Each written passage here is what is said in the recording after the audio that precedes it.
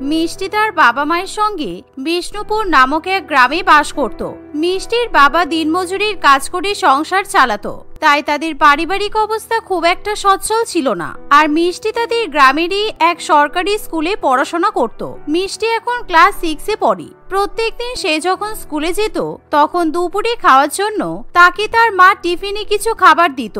কিন্তু আজকে যখন মিষ্টি স্কুলে যায় আর টিফিনের সময় স্কুল ব্যাগ থেকে টিফিন কৌটো বের করে, তখন সে দেখে যে টিফিনের মধ্যে শুকনো রুটি দেওয়া আছে আর তার সঙ্গে অল্প একটু লবণ। দূর বাবা, প্রত্যেকদিন এরকম শুকনো রুটি খেতে ভালো লাগে না। কিছু তো করার নেই, অনেকদিন ধরে বাবা কোনো কাজ পাচ্ছে না, এই জন্যই তো মা আমাকে টিফিনে ভালো কোনো খাবারও দিতে পারছে না। একটু আচার হলে তাও না হয় রুটি দিয়ে খাওয়া যেত, শুধু শুধু নুন দিয়ে রুটি কি খাওয়া যায়? এই বলে মিষ্টি শুকনো রুটি খেতে শুরু করে। আর এমন সময় সেখানে মিষ্টির প্রিয় বন্ধু তিতলি চলে আসে। আর তিতলির হাতে একটা বড় কুরকুরের প্যাকেট ছিল। সেই কুরকুরের প্যাকেট দেখে মিষ্টি একটু অবাক হয়। কিরে মিষ্টি, তুই আজকেও শুধু রুটি নিয়ে স্কুলে চলে এসেছিস? আমার তো একদম ভাত রুটি খেতে ভালোই লাগে না, তাই আমার বাবা মা আমাকে প্রত্যেকদিন আলাদা আলাদা টিফিন দেয়। আজকে সকালবেলা আমার বাবা আমাকে এই কুরকুরের প্যাকেটটা কিনে দিয়েছে, একেবারে মশলাদার কুরকুরে, দারুণ খেতে। তুই খাবি? কুরকুরে? এটা আবার কেমন অদ্ভুত নাম, আমি এই খাবারটা কোনোদিনও খাইনি। কই দে দেখি খেয়ে কেমন লাগে। এই শুনে তিতলি কুরকুরের প্যাকেট থেকে বেশ কিছুটা কুরকুরে মিষ্টিকে খেতে দেয়। আর মিষ্টি যখন প্রথমবারের মতো কুরকুরের টেস্ট করে তখন সেই কুরকুরের স্বাদ মিষ্টির দারুণ লাগে। ওয়াও, সত্যি তো এই কুরকুরেটা দারুণ খেতে, কি সুন্দর টক ঝাল খেতে হয়েছে, এটাতে আবার অনেক মশলা মাখানো আছে। আমি তো এই কুরকুরেগুলো রুটির সঙ্গেও খেতে পারবো, তাই না? ধ্যাৎ, কি সব পাগলের মতো কথা বলছিস? কুরকুরে দিয়ে রুটি খাওয়া যায় না, কুরকুরে এমনি শুধু শুধু খেতে হয়। আমি বাড়িতে মাঝে মধ্যে কুরকুরে চাট বানিয়েও খাই, তাই বলে রুটি দিয়ে আবার কেউ কুরকুরে খায়? পাগল! দাঁড়া না, একবার খেয়েই দেখি কেমন লাগে। আমার তো মনে হচ্ছে এই কুরকুরে দিয়ে রুটি খেতে ভালো লাগবে। এই বলে মিষ্টি একটা রুটির মধ্যে বেশ কিছুটা কুরকুরে রেখে রুটিটাকে একেবারে রোল করে নেয়। আর সেই রুটিটা রোলের মতো করে কামড়ে কামড়ে খেতে শুরু করে। ওয়াও, কুরকুরে দিয়ে রুটি খেতে দারুণ লাগছে রে। এরকম মশলাদার কুরকুরে থাকলে সবজি তরকারির তো কোনো প্রয়োজনই পড়বে না, কুরকুরে দিয়ে রুটি খাওয়া হয়ে যাবে। তুই একবার খেয়ে দেখ না তিতলি, দারুণ লাগছে কিন্তু। না বাবা না, আমি খাবো না, তুই খা, আমার রুটি খেতে ভালো লাগে না। আর তুই আমাকে কুরকুরে দিয়ে আবার রুটি খেতে বলছিস? আমার এমনি শুধু শুধু কুরকুরে খেতেই ভালো লাগে। এই বলে তিতলি নিজের মতো কুরকুরে খেতে থাকে। অন্যদিকে মিষ্টি তিতলির কাছ থেকে আরো কিছুটা কুরকুরে চেয়ে নিয়ে অন্য একটা রুটি দিয়ে কুরকুরেগুলো খেয়ে নেয়। এইভাবেই প্রথমবারের মতো রুটি দিয়ে কুরকুরে খেয়ে মিষ্টির ভীষণ পরিমাণে ভালো লাগে। আর পরের দিন মিষ্টি যখন স্কুলে যায় তখন এসে দেখে যে তিতলি আবার কুরকুরের প্যাকেট কিনে নিয়ে এসেছে। আর সেদিন মিষ্টি তিতলির কাছ থেকে কিছুটা কুরকুরে চেয়ে একটা প্যাকেটে করে রেখে দেয়। স্কুল ছুটির পর মিষ্টি সেই কুরকুরে নিয়ে বাড়িতে ফিরে আসে। আর সন্ধ্যাবেলা মিষ্টির মা রুটি বানানোর জন্য যখন আটা মাখতে বসে তখন মিষ্টি সেই কুরকুরেগুলো নিয়ে এসে আটার মধ্যে দিয়ে দেয়। আর এই দেখে মিষ্টির মা রেগে গিয়ে বলে, কিরে, আটার মধ্যে কি দিলি এগুলো? তুই হঠাৎ করে এরকম দুষ্টুমি শুরু করলি কেন মিষ্টি? এমনিতেই অল্প একটু আটা ছিল, ভাবলাম 5-6টা রুটি বানিয়ে আচার দিয়ে আজকে খাওয়া হবে, কিন্তু তুই তো এখন আটাটাই নষ্ট করে দিলি। এবার মনে হচ্ছে সারা রাত না খেয়ে থাকতে হবে। আরে না গো মা, না খেয়ে থাকতে হবে না, এগুলো কুরকুরে কুরকুরে। তুমি এই কুরকুরে দিয়ে আটা মেখে নাও, কুরকুরে দিয়ে রুটি খেতে খুব ভালো লাগে, আমি স্কুলে খেয়েছি। তুমি একবার কুরকুরে দিয়ে রুটি বানিয়েই দেখো না, তোমারও খেতে খুব ভালো লাগবে। মিষ্টির মায়ের কাছে তখন যেহেতু কোনো উপায় থাকে না, তাই সেই কুরকুরে দিয়েই আটা মেখে রুটি বানাতে শুরু করে। আর কিছুক্ষণ পর তারা যখন সেই কুরকুরে রুটি খেতে বসে তখন সেই কুরকুরে রুটি খেয়ে মিষ্টির বাবা মায়ের ভীষণ ভালো লাগে। আরে বাহ, সত্যিই তো রুটিগুলো খেতে দারুণ হয়েছে, একেবারে অন্যরকম টেস্ট। এরকম রুটি হলে তো আলাদা করে সবজি তরকারির প্রয়োজনই পড়বে না। মিষ্টি, তুই কোথা থেকে পেলি রে এই কুরকুরে? আমি আমার স্কুলের বন্ধুর কাছ থেকে চেয়ে নিয়ে এসেছি। জানো মা, 5 টাকা দিয়েই আবার কুরকুরের প্যাকেট কিনতে পারবো আমরা। কুরকুরের বড় বড় প্যাকেটও পাওয়া যায়, কিন্তু 5 টাকার প্যাকেটে অনেক কুরকুরে থাকে। তুমি তো বলো এখন সবজির দাম অনেক বেশি, সেই জন্য বাবা সবজি কিনতে পারছে না।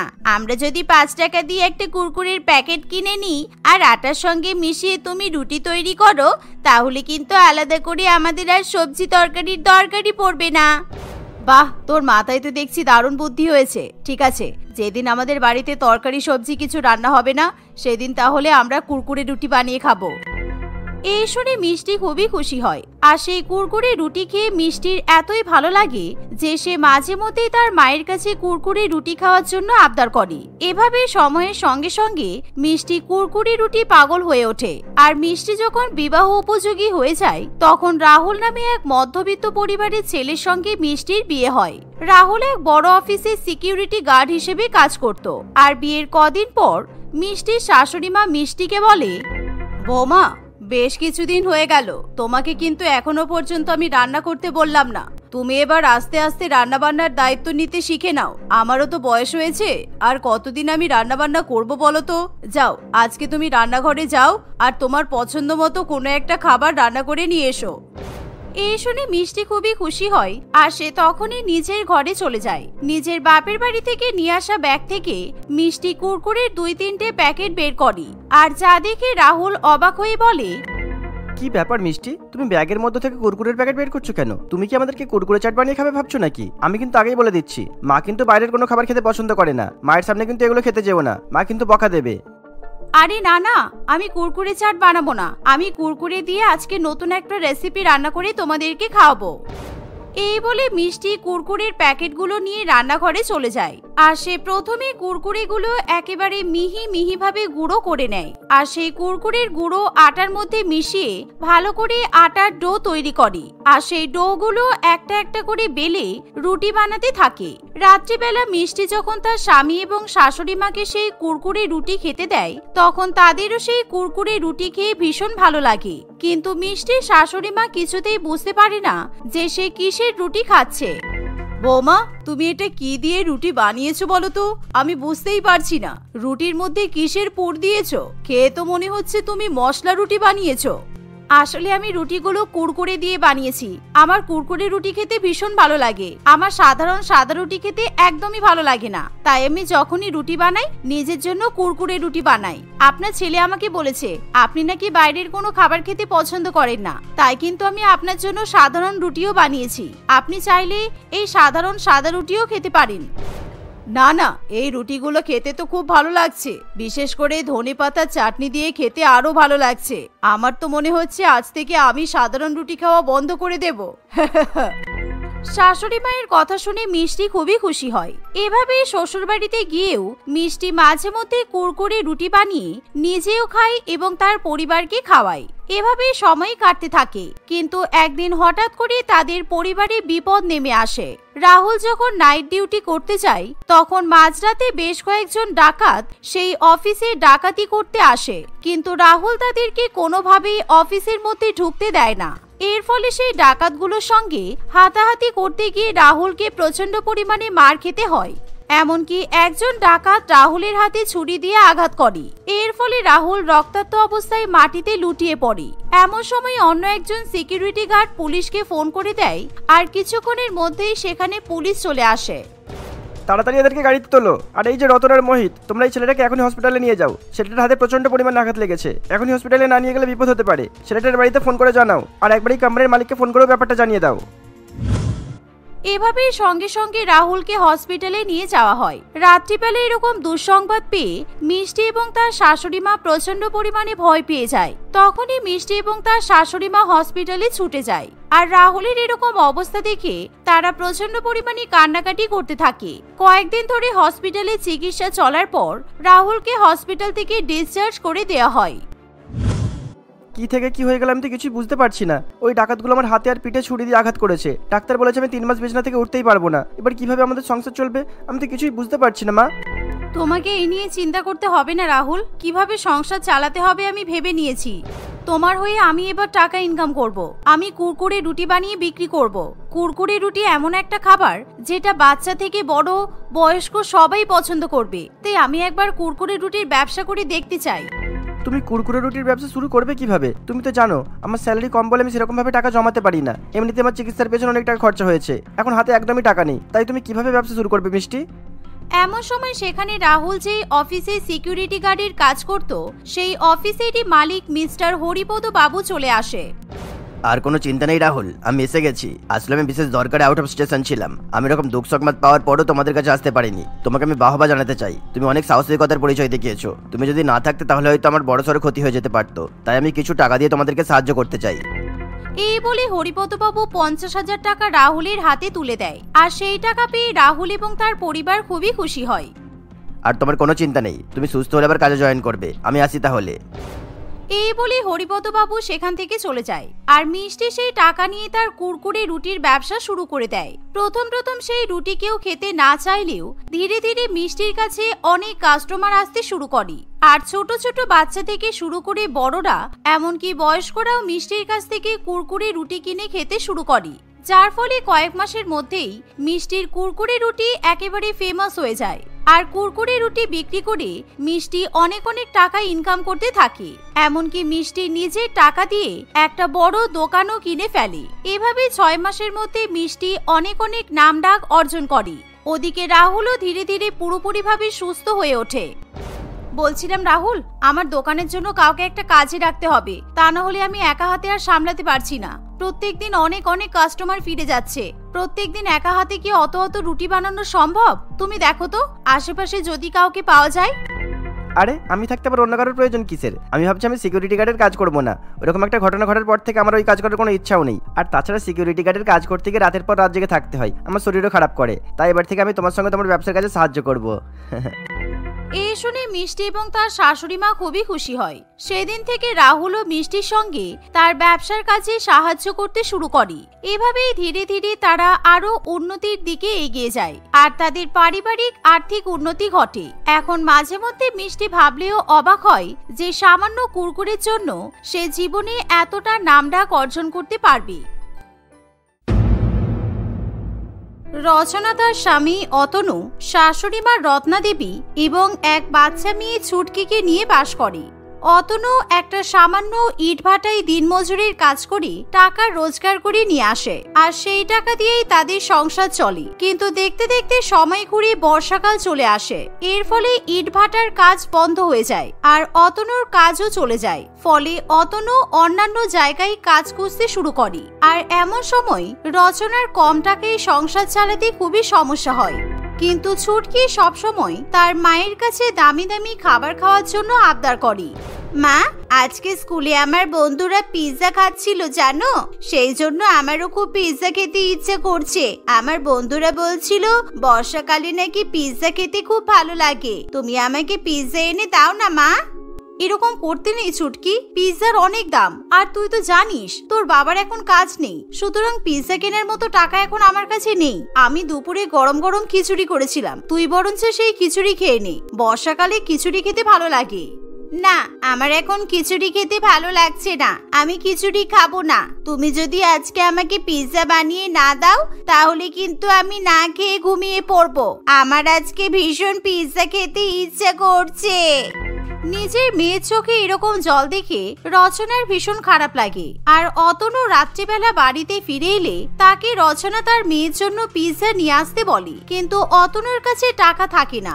অন্যদিকে ছুটকি তার বাবা মায়ের উপর রাগ করে ঘুমিয়ে পড়ে। আজকে একটা কাজ খুঁজতে গিয়েছিলাম, কাজটা হতেও পারে আবার নাও হতে পারে, কিন্তু এখন আমার কাছে পিৎজা কেনার মতো তো অত টাকা নেই, বিশ্বাস করো। আর বাইরে যা বৃষ্টি পড়ছে তাতে কোনো দোকানও খোলা নেই। তা না হলে ঠিকই আমি পাড়ার মোড়ের দোকান থেকে ধার করে হলেও মেয়ের জন্য পিৎজা নিয়ে আসতাম। ইস, মেয়েটা সারাদিন না খাওয়া আর রাত্রিবেলাতেও না খেয়ে ঘুমিয়ে পড়লো। আমার আর ভালো লাগে না।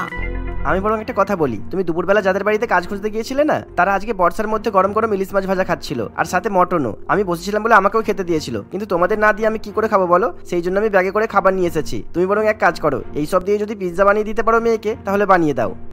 অতনুর কথা শুনে রচনা ভীষণ খুশি হয়। আর অতনু তাকে ইলিশ মাছের বাটি এবং মটনের বাটি দিয়ে দেয়। রচনা সেই মুহূর্তে বাসি রুটির মধ্যে মটন দিয়ে, পেঁয়াজ দিয়ে এবং ইলিশ মাছ কুচি কুচি করে দিয়ে গরম গরম পিৎজা তৈরি করে। আর তার মধ্যে ভালো করে টমেটো সস ছড়িয়ে দেয়। এরকম পিৎজার গন্ধে আর বাইরে জোরে জোরে বৃষ্টির আওয়াজে ছুটকির ঘুম ভেঙে যায়।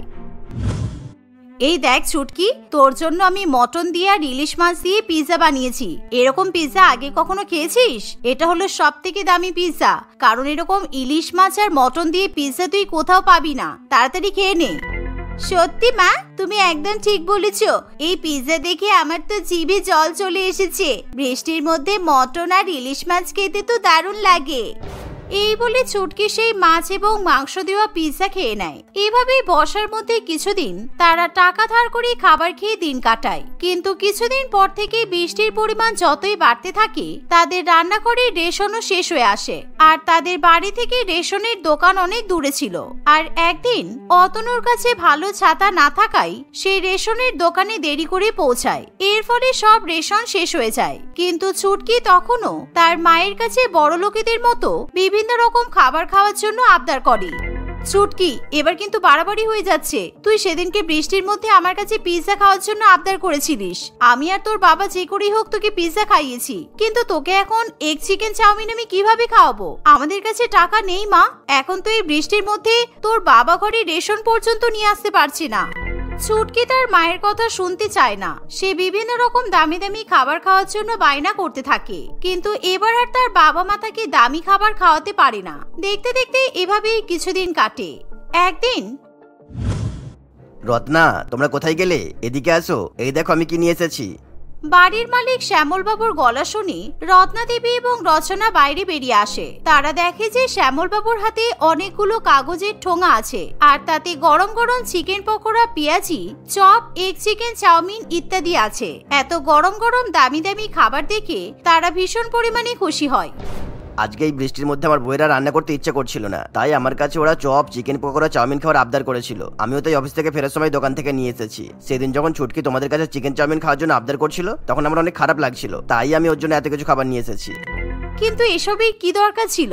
এখন যদি ছুটকির প্রত্যেকদিন এরকম দামি দামি খাবার খেয়ে অভ্যাস হয়ে যায়, তাহলে কিন্তু খুব অসুবিধা হবে। কারণ আজকে না হয় আপনি কিনে দিচ্ছেন, কিন্তু কালকে আবার কে দেবে বলুন? কালকের কথা কালকে ভাবা যাবে। এখন বৃষ্টির মধ্যে অতনু ভালো কাজ খুঁজে পাচ্ছে না, তার উপর আবার রেশনও আনতে পারছে না। সুতরাং তোমাদের পরিবারের দুর্দশা আমি বুঝতে পারছি, তাই এখন ছুটকিকে এগুলো খাইয়ে দাও, আর তোমরাও অল্প অল্প খেয়ে নিও। এই বলে শ্যামল বাবু দামি দামি খাবার রচনার হাতে ধরিয়ে দিয়ে সেখান থেকে চলে যায়। আর এত ভালো ভালো খাবারের গন্ধ পেয়ে ছুটকি সেখানে দৌড়ে আসে। আর তখনই রচনা তার মেয়েকে এই বৃষ্টির মধ্যে গরম গরম চপ, সিঙ্গারা, পকোড়া, চাউমিন ইত্যাদি খেতে দেয়। এর ফলে ছুটকি মনের আনন্দে সব খাবার খেয়ে নেয়। কিন্তু তারপরও রচনার মন থেকে দুশ্চিন্তা যায় না, কারণ তাদের রান্নাঘর একেবারে ফাঁকা হয়ে পড়ে থাকে। আর দিনে দিনে বৃষ্টির পরিমাণও বাড়তে থাকে। এভাবেই কিছুদিন কাটে। আর অতনু এরই মধ্যে একটা ভালো কাজ পেয়ে যায়, কিন্তু সেই কাজের মাসিক মাহিনা খুবই কম ছিল। ফলে তাদের পরিস্থিতি একই রকমের থেকে যায়। আর একদিন শহর জুড়ে ভয়াবহ বৃষ্টি শুরু হয়। সেই সময়, উফ মা, আজকে কি বৃষ্টি হচ্ছে! আর আমি সবেমাত্র প্লেন থেকে নামলাম। আমি এখন কিভাবে ট্যাক্সি করে বাড়িতে পৌঁছাবো? চারিদিকে গাড়ি ঘোড়া তো কিছুই নেই। আমার ভীষণ ভয় লাগছে মা। আর রাত্রিবেলা তো রাস্তাঘাট পুরো ফাঁকা হয়ে আছে।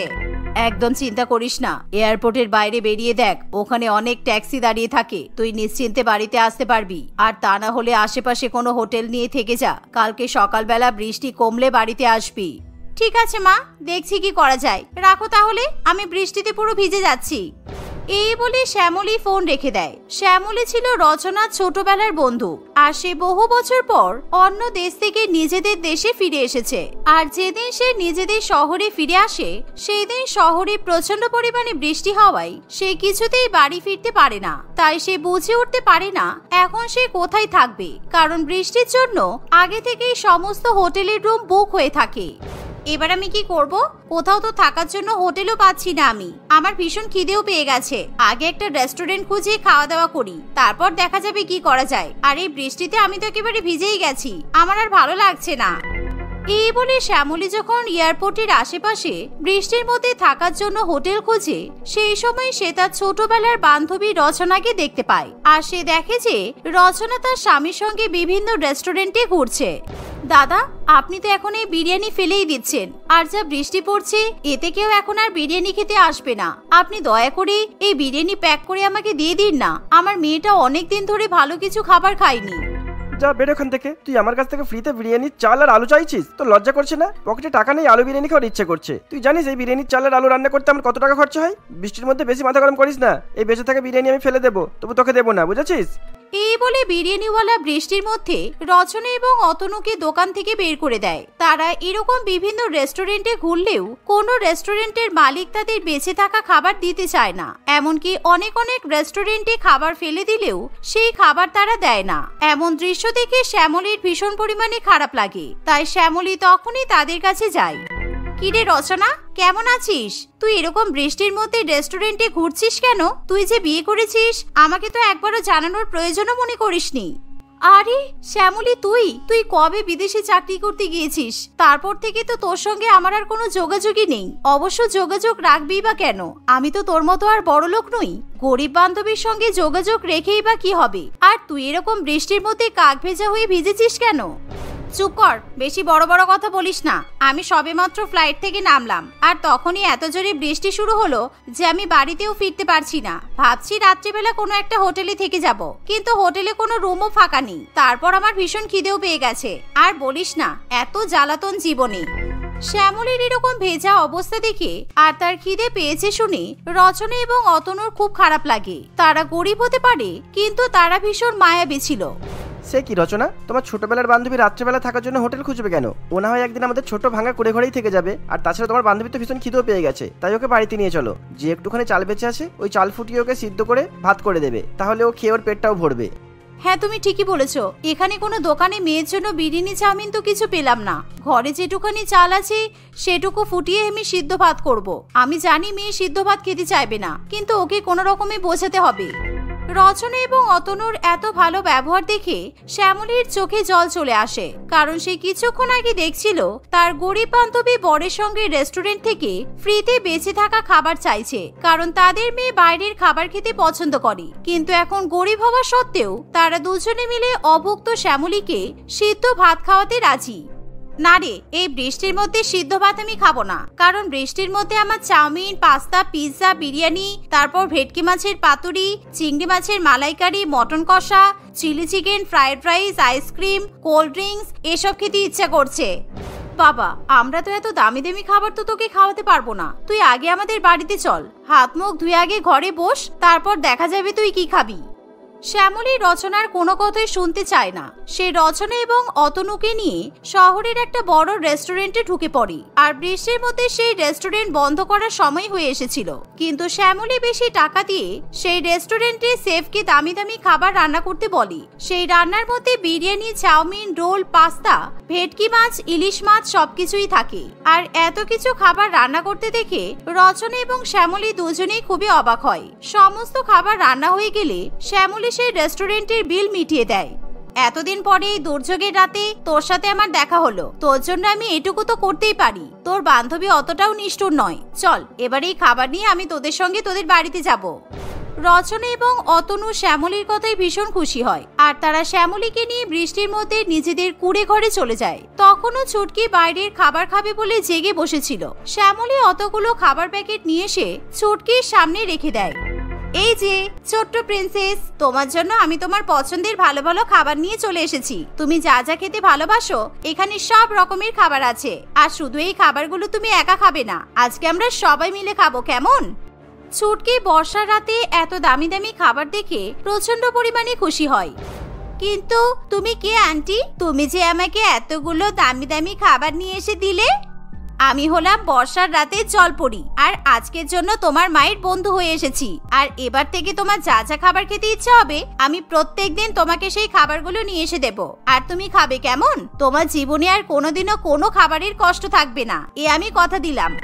এই বলে তারা সকলে একসঙ্গে বৃষ্টির মধ্যে বসে মজা করে খাবার খায়। আর শ্যামলী এভাবে বৃষ্টির রাতে ছুটকি এবং তার পরিবারকে দামি দামি খাবার খাওয়াতে পেরে মনে মনে প্রচন্ড পরিমাণে শান্তি অনুভব করে।